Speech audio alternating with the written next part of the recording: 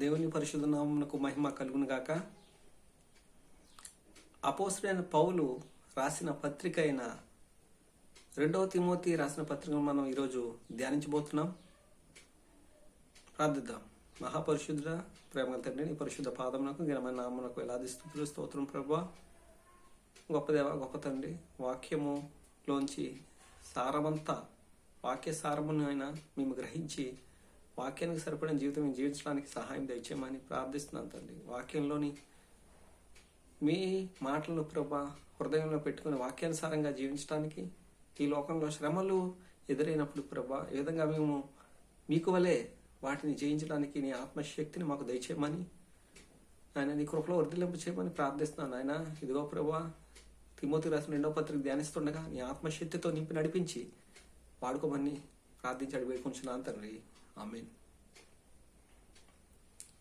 అపోస్తలుడైన పౌలు పత్రికలను రాశారు ఆయన సంఘాలకి. అందులో చరపత్రికలు అని పిలువబడిన 4 పత్రికలు. అపోస్తలుడైన పౌలు చెరలో ఉన్న సమయంలో 4 రోమా చెరలో ఉన్న సమయంలో 4 పత్రికలను రాశారని గతంలో మనము చెప్పుకున్నాం. అందులో ఒకటి ఎఫెసీయులకు రాసిన పత్రిక, 2వదిగా ఫిలిప్పీలకు రాసిన పత్రిక, 3వదిగా కొలసీలకు రాసిన పత్రిక, 4వదిగా ఫిలెమోనుకు రాసిన పత్రికలుగా పౌలు గారు రోమా చెరలో ఉన్న సమయంలో అవి రాసిన పత్రికలుగా మనము చెప్పుకున్నాం.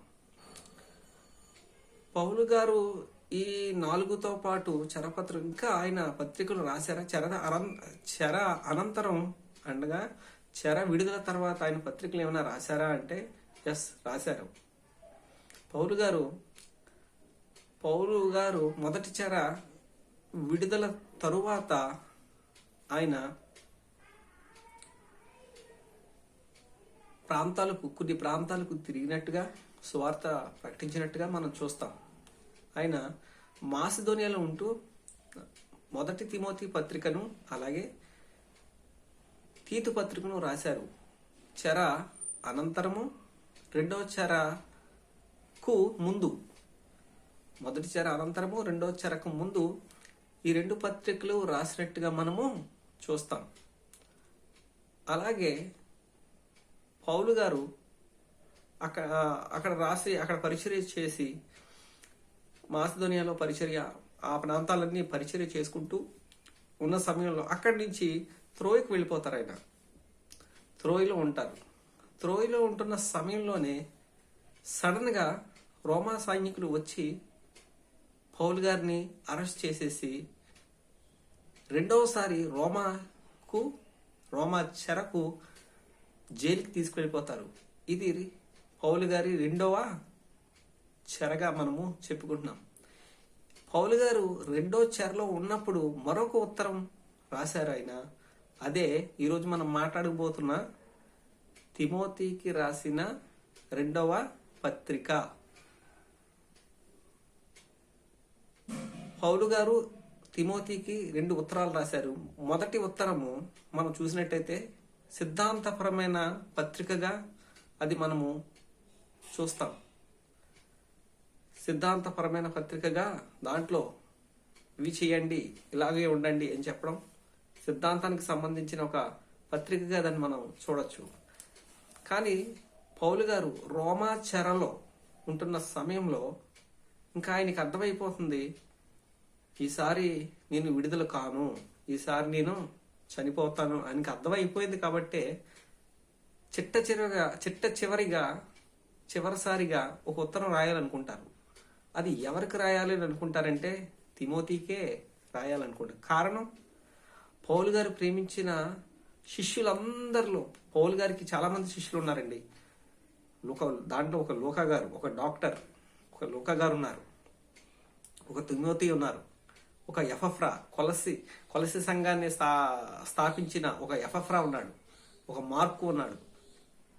చాలా మంది పౌలు గారితో శిష్యులుగా ఉన్నారు, ప్రియమైన కుమారులుగా ఉన్నారు. కానీ పౌలు గారు బాగా ప్రేమించిన వ్యక్తి ఎవరైనా ఉన్నారు అంటే పౌలు గారికి గుర్తొచ్చే విధంగా మొదటగా ఆయన సేవలో గుర్తొచ్చే ప్రియమైన శిష్యుడు ఎవరైనా ఉన్నారంటే అది ఒక తిమోతి మాత్రమే.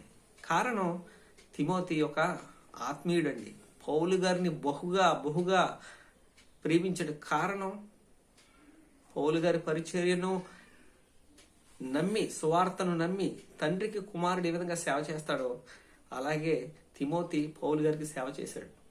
అద్భుతమైన పరిచారకుడండి తిమోతి. మన తిమోతి పత్రిక తిమోతికి రాసిన 2వ పత్రికను చదువుకుంటూ వెళ్ళిపోతే మనకు అది మనకు అంత సులభంగా, అంత ఈజీగా మనకు అర్థం కాకపోవచ్చు. దాని వెనుక తిమోతి గారి గురించి మనకు కొంచెం తెలియాలండి. తిమోతి గారు అసలు ఆయన ఇంతగా ప్రేమించడానికి, పౌలు గారు తిమోతిని ఇంతగా ప్రేమించడానికి గల కారణం ఏంటి అంటే, పౌలు గారు మొదటి మిషనరీ జర్నీలో లుస్త్రా, దెర్బే అనే ప్రాంతాలకు వెళ్తారండి. లుస్త్రాలో మీకు జ్ఞాపకం ఉందా?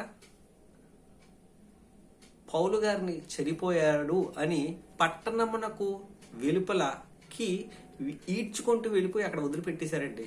కారణం ఏంటంటే, పౌలు గారు సువార్త ప్రకటించిన పుణ్యానికి.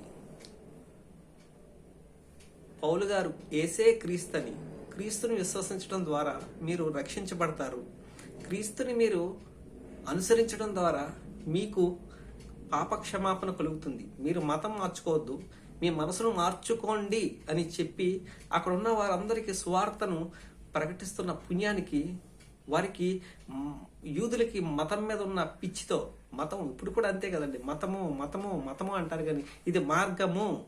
యేసుక్రీస్తు ఎప్పుడు కూడా ఒక మతాన్ని కానీ ఒక సిద్ధాంతాన్ని కానీ ఏం చెప్పలేదండి. ఆయన మార్గాన్ని నేను మార్గము, నేనే సత్యము, నేనే జీవము అని చెప్పాడండి. ఆయన అదే మార్గాన్ని, అదే సత్యాన్ని, అదే జీవాన్ని పౌలు గారు ప్రకటిస్తున్న పుణ్యానికి ఆ లుస్త్రలో ఉన్న వారందరూ కూడా, ఈ తిమోతి లుస్త్రా పట్టణానికి సంబంధించిన వాడండి. ఆ లుస్త్రా పట్టణంలో ఒక పట్టణస్థుడు తిమోతి. లుస్త్రాలో సువార్తను ప్రకటించిన పుణ్యానికి తిమోతిని రాళ్లతో కొట్టి, ఒక్కసారి చూద్దాం రండి. అపోస్తల కార్యాలు 16వ అధ్యాయము, అపోస్తల కార్యాలు 14వ అధ్యాయము 19వ వచనం. పౌలు మీద రాళ్ళు రువ్వి అతడు చనిపోయినని అనుకొని పట్టణము వెలుపలకి అతను ఈడ్చిరి. రాళ్ళు పెట్టి కొట్టేసి ఆ రాళ్ల దెబ్బలతో రక్తం కారుతా ఉంటే తీసుకువెళ్ళి ఒక పక్క పౌలు గారికి ఒక తాడుని కట్టి బర ఈడ్చుకుని పోయి, పట్టణం అంతా ఈడ్చుకుని పోయి పట్టణం అవతల పడేశారు. చనిపోయాడు అనుకునే పాడేశారు. అంటే ఎంత తీవ్రంగా పౌలుని కొట్టుంటారో మీరు అర్థం చేసుకోండి, ఎంత తీవ్రంగా ఆయన్ని గాయపరిచారో అర్థం చేసుకోండి, ఏ విధంగా అవమానపరిచారు. కొట్టడానికి ముందు మాట్లాడతారు కదండి, పట్టుకుంటారు కదండి, కడతారు కదండి, ఎంత అవమానం. ఈ లుస్త్ర పట్టణంలో ఉన్నవాడే తిమోతి. తిమోతికి తల్లిదండ్రులు ఉన్నారండి. తల్లి ఏమో యూదురాలు, తండ్రి ఏమో క్రైస్తవేతరుడు, అనగా గ్రీకు దేశస్థుడు, అన్యుడిగా ఉన్నాడు. కానీ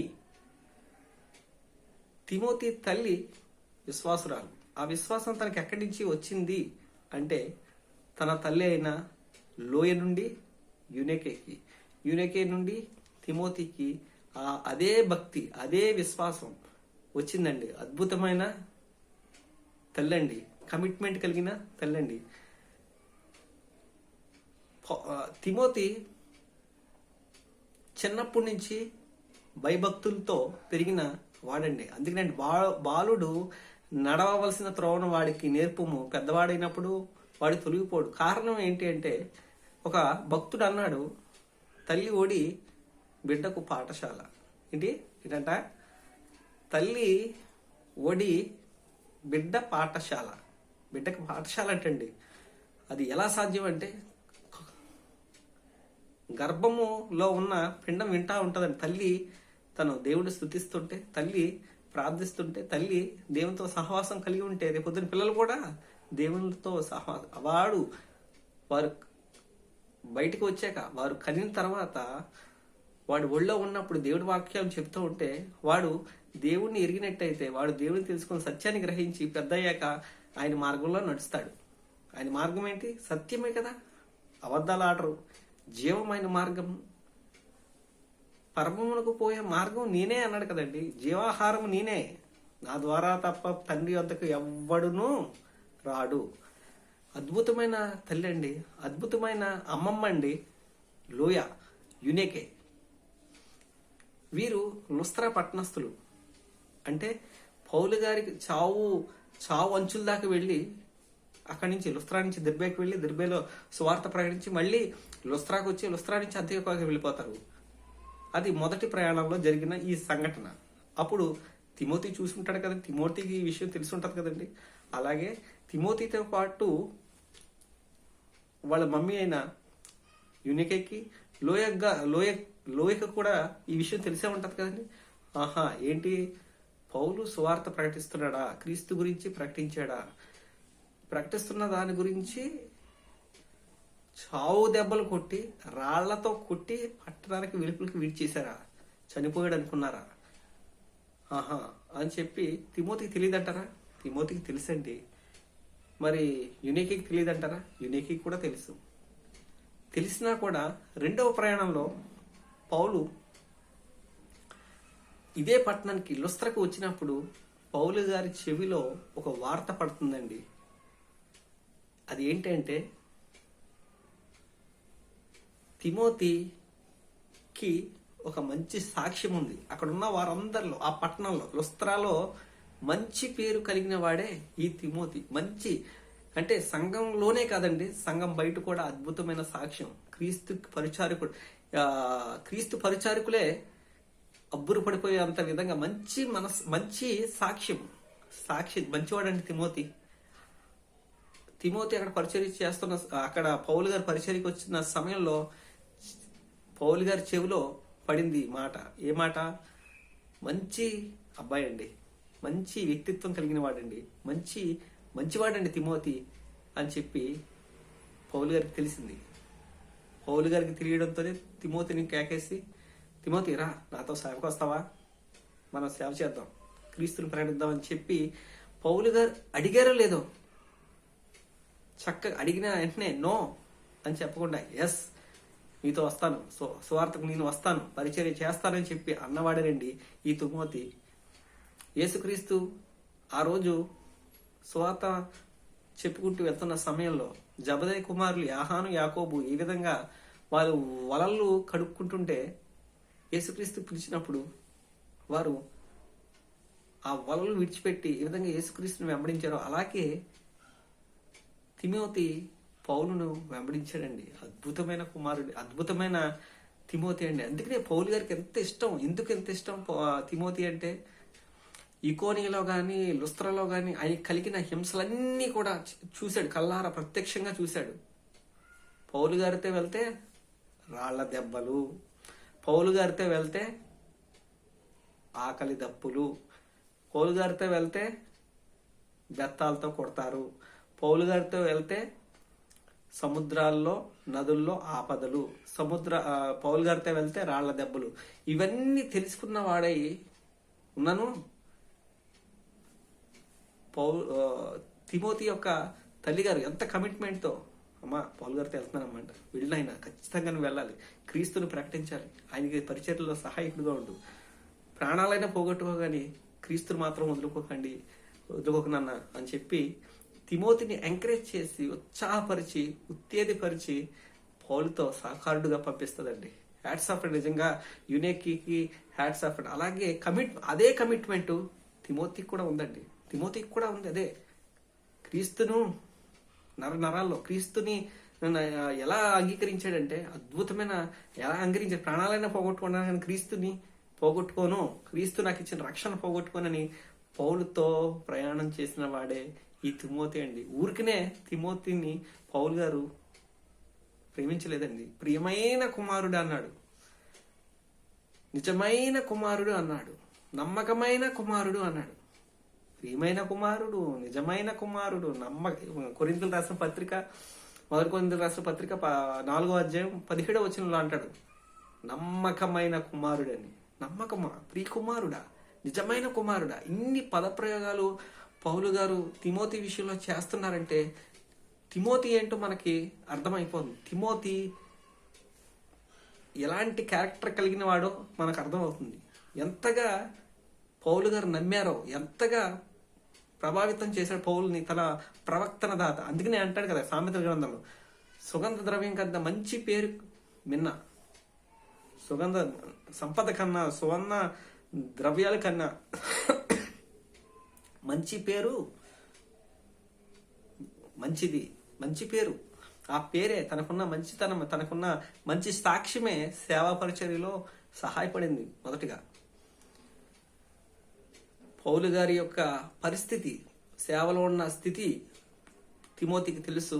అలా తెలిసి ఇకోనియాలోని లుస్త్రలో జరిగిన సంభవాలన్నీ తిమోతి తెలుసుకొనిన వాడే పౌలుని వెంబడించిన శిష్యుడు, అద్భుతమైన శిష్యుడు. క్షమించండి, అద్భుతమైన శిష్యుడండి. తిమోతికి ఉన్న మరొక ప్రత్యేకత ఏంటి? తిమోతికి ఉన్న ప్రత్యేకత ఏంటంటే మంచి మనస్సాక్షి కలిగిన వాడండి. మనం ఇదే తిమోతికి రాసిన 2వ పత్రికలో మనం చూస్తాం. మంచి మనస్సాక్షి కలిగిన వాడు, మంచి పరిచారకుడు, బాల్యం నుంచే దైవభక్తి కలిగిన వాడు, సేవా పరిచర్యలో ఒక నమ్మకమైన వాడు అని చెప్పి ఇన్ని క్వాలిటీస్ మనం, నిర్మలమైన మనస్సాక్షి కలిగిన వాడు, స్వచ్ఛమైన మనసు కలిగిన వాడు అని చెప్పి పౌలు గారు చెప్తున్నారు. పౌలు గారు ఆ 2వ చెరలో ఉన్నప్పుడు తను ఒక ఉత్తరం రాయాలి అనుకుంటే పౌలు గారికి గుర్తొచ్చింది ఒకే ఒకడండి, తను ఎంతగానో అమితంగా ప్రేమించిన తిమోతి అండి. తిమోతికి తను చూడాలనుకున్నాడండి. ఎందుకంటే తిమోతిని చూడాలనుకున్నాడండి, తిమోతికే రాయాలనుకున్నాడండి. కారణం ఏంటంటే ఇదిగో నమ్మకమైన వాడు, ప్రియమైన వాడు, కుమారుడు, తండ్రికి కుమారుడు. ఇదేంటి బ్లడ్ రిలేషన్ కాదండి, బ్లడ్ రిలేషన్ కాదు, old relation, God's old relation between Paul and Timothy. తిమోతికి పౌలుకి బ్లడ్ రిలేషన్ కాదండి, దేవుడు ఓల్డ్ రిలేషన్. లేఖనాల ఇది ఎలా సాధ్యపడింది అని అంటే మొదటిగా లోయి ద్వారా యునేకి ద్వారా తిమోతికి. ఆ తిమోతికి ఉన్న లక్షణాలు వారి దగ్గర నుంచి వచ్చాయి కాబట్టి దైవభక్తి తనలో ఉంది కనుక పౌలు గారు దైవ భక్తుడు కనుక ఆ భక్తుడు కలిసిపోయి అద్భుతమైన పరిచర్య చేశాడండి. 5 సంఘాల్లో పరిచర్య చేసిన వాడేనండి తిమోతి. 5 సంఘాలని క్రమబద్ధీకరించి సంఘంలో ఉన్న సమస్య పోయే విధంగా చేసిన వాడే ఈ తిమోతి అండి. పౌలు ఎంతగానో ప్రేమించిన వాడుగా మనము చెప్పుకుంటాం. అయితే పౌలు గారు ఈ 2వ చెరలో ఉన్నప్పుడు తిమోతికి రాసిన 2వ పత్రికను రాసి ఎవరితో ఇచ్చి పంపిస్తారు అంటే తుకికుతో ఇచ్చి ఈ ఉత్తరాన్ని తిమోతి దగ్గరికి, ఎఫెస్సులో ఉన్న తిమోతి దగ్గరికి ఈ ఉత్తరాన్ని ఇచ్చి తుకికిని పంపిస్తాడు. పౌలు గారు ఈ త్రోయలో ఉన్న సమయంలో హఠాత్తుగా రోమా సైనికులు వచ్చి తిమోతిని అరెస్ట్ చేస్తారు. కారణం అప్పుడున్న నీరో చక్రవర్తి సుమారు క్రీస్తు శకం 65-66 ఈ మధ్యకాలంలో అక్కడ రోమా చక్రవర్తిగా ఉన్న నీరో క్రైస్తవుల మీద పగబట్టి, వాడు ఎంత క్రూరుడు అంటే క్రైస్తవ్యం లేకుండా చేసేయాలి అని ఒక క్రూరమైన ఆలోచన కలిగిన వ్యక్తి ఈ నీరో చక్రవర్తి. వాడి గురించి అడొక రకంగా చెప్పాలంటే ఒక దుర్మార్గుడు, సైకో ఏదైనా పెట్టచ్చు. అధికార కాంక్ష కోసం తల్లిని చంపేశాడు, భార్యని చంపేశాడు, తన చుట్టూ ఉన్న వారిని ఎంతో మందిని మట్టుపెట్టాడు. అతనికి కావాల్సింది ఏంటి అంటే పవర్, పదవీ కాంక్ష, తన చక్రవర్తిగా ఎప్పుడు ఉండిపోవాలని చెప్పే అతనికి అడ్డం వచ్చిన వారిని, ఆటంకంగా ఉన్న వారిని తొలగించే అందులోకి ఈ నీరోకి క్రైస్తవులంటే అస్సలు గిట్టదు. అతను ఎంత భయంకరమైన కుట్ర చేశాడంటే క్రైస్తవుల మీద. ఆ సమయంలో జులై క్రీస్తు శకం 65-66 ఆ సమయంలో జులై మాసంలో రోమా పట్టణాన్ని మొత్తాన్ని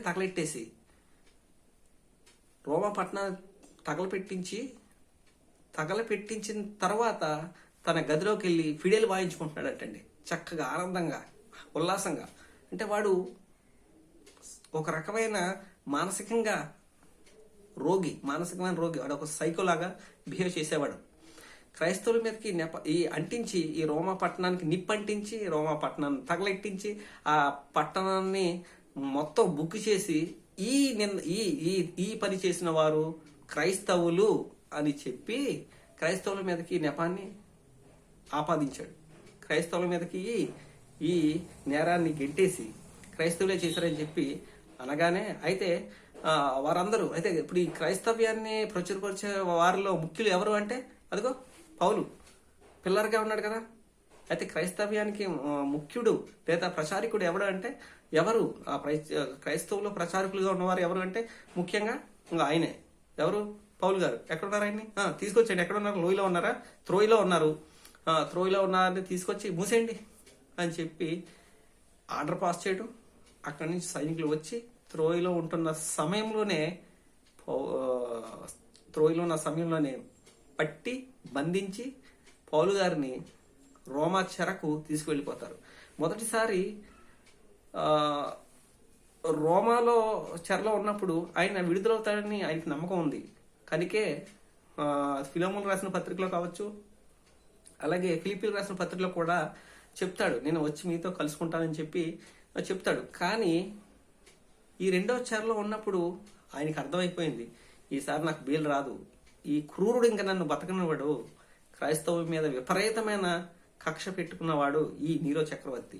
ఎంతో మంది క్రైస్తవుల్ని ఊచకోత కోయించిన వాడే ఈ నీరో చక్రవర్తి.